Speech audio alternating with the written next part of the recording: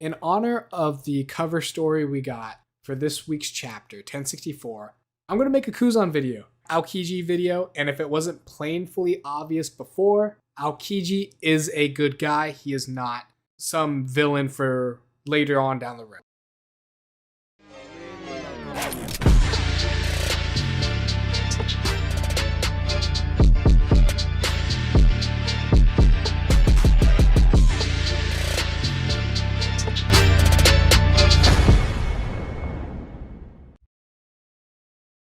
So just a little recap.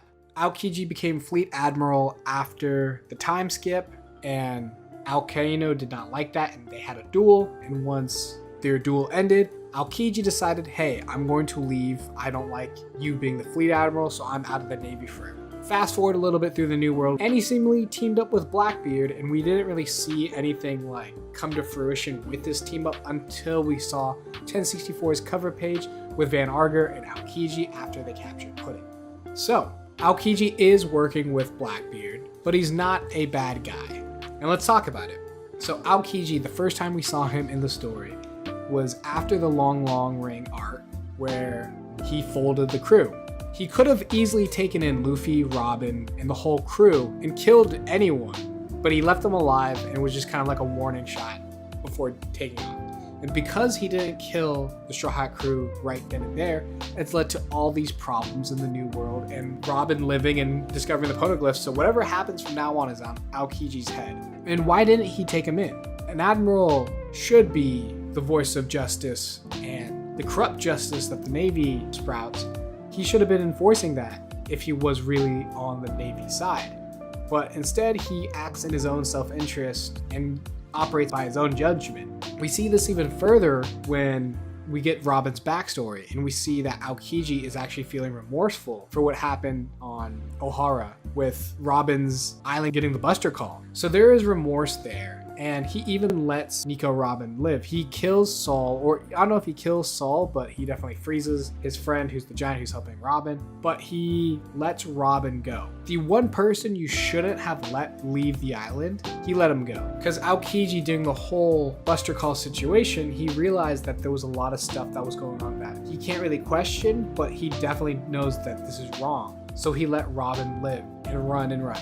And he could have found her at any point during the story, but he didn't. He let her live her life and make her own decisions and see if she would become a threat later on. And then at Long Ring Island, when they fought for the first time in a long time, I believe that was Aokiji testing Robin to see kind of what her true colors are. And he didn't want to kill the friends that Robin actually really cared about. So he gave him this ultimatum being like, hey, if you turn yourself into CP9, we'll be fine. I do see you as a threat, but I'm still not like a monster. I'm not going to kill your crew. These big guys can get off easy. Just turn yourself in. And even after Enies Lobby, when Luffy, everyone declares war on the world government and takes Robin back, Aokiji shows up at the after party. Could have folded everyone there, doesn't matter. But he was just like, I look forward to seeing what you do with your life, Robin, and walks away. So Aokiji has always been a particular Marine who fights for his own justice and not really serving the status quo. And after Marineford, he became Fleet Admiral, and I feel like he definitely had a lot more vision now that he had the power to back it up. He was definitely going to make the Marines a lot better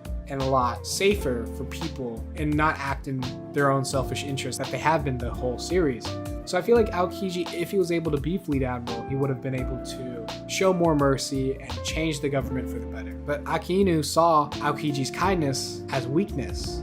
And Akainu operates on the notion that all pirates are scum and deserve nothing more than death. He didn't think sympathy was even needed for anyone who could claim to be a pirate. Once you chose this life, you are going to be hunted down like a dog. And that's where the difference in justice came about, where Akainu and Aokiji had to have their fight. And through this fight, one of them was going to leave. If Akainu lost, he would have definitely left the Marines because he would not have served under someone who had polarizing differences in opinion. But Aokiji did lose, especially because the type advantage, and he left. But I don't believe for 1 second he's ever a bad guy. I understand that he's working with Blackbeard now, and he did capture Pudding and freeze Biscuit, but he never killed anyone. And Aokiji is a very smart man. I believe he's one of the only people in the Marines to know about Imu and about all the corrupt stuff that's going on because he's seen it firsthand. And this is where I think Aokiji is just kind of trying to outmaneuver everyone because he's just like, okay, I left the Marines.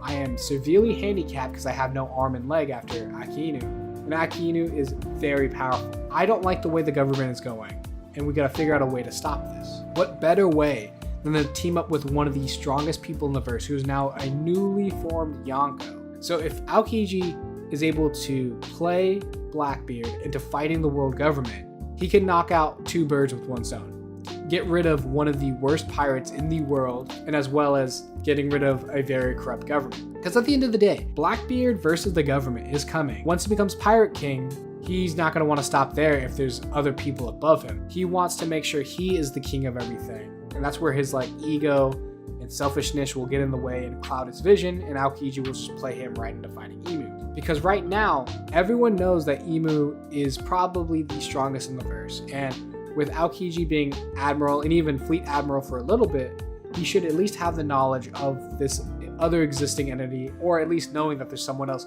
pulling the strings in the government. So to combat this, he's going to enlist Blackbeard to fight Imu. And this is kind of where I believe Aokiji's whole endgame for the series is. It's not to team up with Blackbeard and, to become a pirate. I feel like he actually wants to make a true change to the government. And out of all the admirals, no one else will question Imu and will just follow him. Akinu will just follow, Green Bull will just follow, Kizaru will just follow. Fujitora and Aokiji are the only ones that are questioning the sense of morality that the Marines actually have and what they stand for. That's why Aokiji left, and that's why Fujitora is really on the fence about how the government's being run, especially after he saw what happened with Dressrosa and with the warlords having way too much power. Another possibility of why Aokiji joined with Blackbeard is to actually take out Blackbeard. Maybe he realized that Blackbeard is way too big of a threat to leave unchecked, and he could be working secretly for Sengoku like XX Drake was, because Drake is the founder or leader of SWORD, which is a secret government agency. Why can't Aokiji be the same? After seeing what Blackbeard's capable of and what his crew's able to do in stealing devil fruits, I can definitely see Aokiji being like, this guy is way too dangerous to be left unchecked, and all the people he could hurt is definitely something the Navy cannot afford. So I'm going to join up with them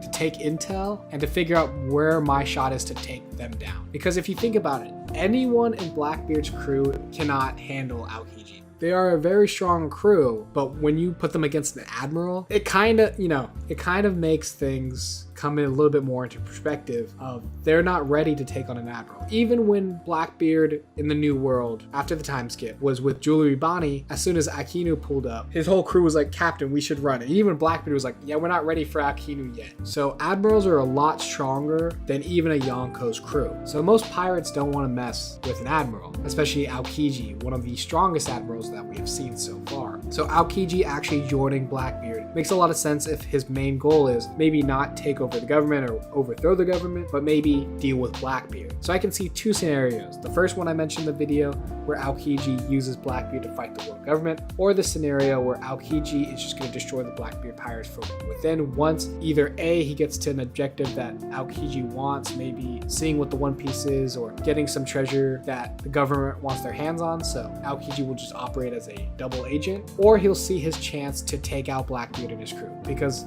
again, no one in the crew can stand up to Aokiji, and Blackbeard is the only one that could actually pose a fight. And right now I'm putting my money on Blackbeard winning, because Blackbeard's abilities are so cracked. Once he pulls you into his vortex, you cannot use your devil fruit abilities, and Aokiji, especially being injured with missing limbs, I don't know how strong his hockey is, but I highly doubt he would be able to beat up Blackbeard.